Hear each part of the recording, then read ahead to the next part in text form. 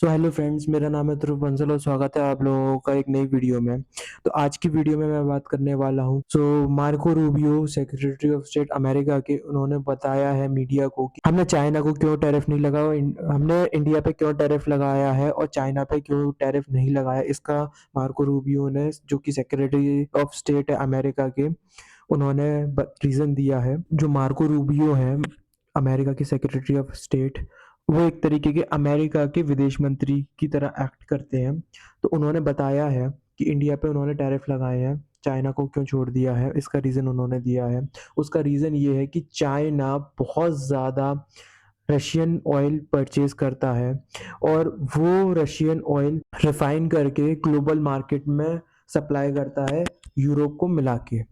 अगर यूएस उस पे है ना टैरिफ इम्पोज कर देगा तो ग्लोबल प्राइसेस बढ़ जाएंगे और यूरोप की कंट्री जो रिफाइंड ऑयल परचेज कर रही है उनके लिए भी महंगा हो जाएगा, तो एक एनर्जी क्राइसिस खड़ी हो जाएगी ग्लोबल मार्केट में। तो इससे बचने के लिए यूएस ने सेकेंडरी सैंक्शंस नहीं लगाए हैं चाइना पर, जबकि चाइना बहुत ज़्यादा क्रूड ऑयल परचेज कर रहा है रशिया से as compare to India.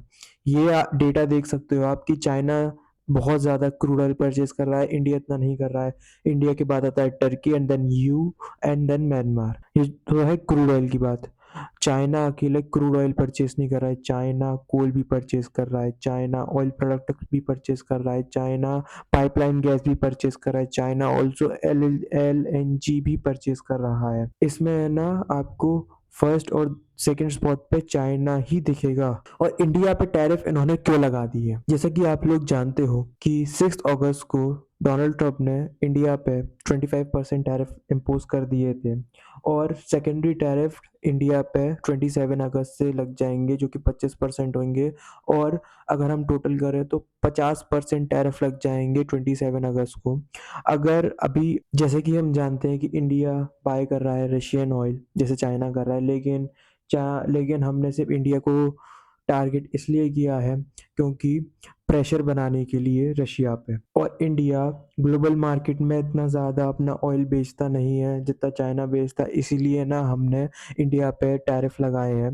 European countries इतना ज़्यादा परचेस नहीं करती हैं और चाइना को इसलिए हमने टैरिफ नहीं लगाए क्योंकि उससे ग्लोबल इकोनॉमिक रिस्क पड़ सकता था। लेकिन मैं आपको एक न्यूज़ आर्टिकल दिखाना चाहता हूँ कि जब इंडिया 2000, ये न्यूज़ आर्टिकल 2024 का है, जब इंडिया बाय करता था रशियन ऑयल तो सबसे बड़ा exporter to the European Union is India. और मैं ये आपको कुछ डेटा दिखाना चाहता हूँ कि इंडिया ने जितना ऑयल परचेज किया, थोड़ा पुराना डेटा है 2023 का है, इंडिया ने जितना ऑयल परचेज किया है उसके कंपैरिजन में चाइना का आप ये देखो 308 बिलियन डॉलर का इंपोर्ट है और एक्सपोर्ट 2.14 बिलियन डॉलर्स है।